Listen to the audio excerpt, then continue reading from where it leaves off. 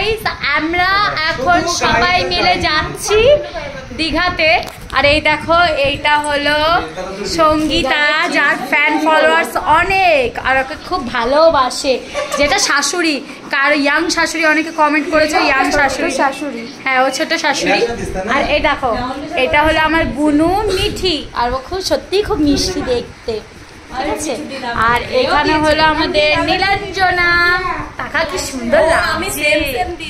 আর এইটা হলো আমাদের একটা আরেকটা বুনু, এর নাম কি, তোর নাম কি?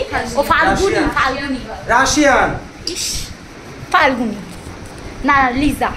আর এটা হলো আমার ভাই, ঠিক আছে, ভাইটার নাম হলো রকি, এক কথায় বলতে পারো শাহবাজ।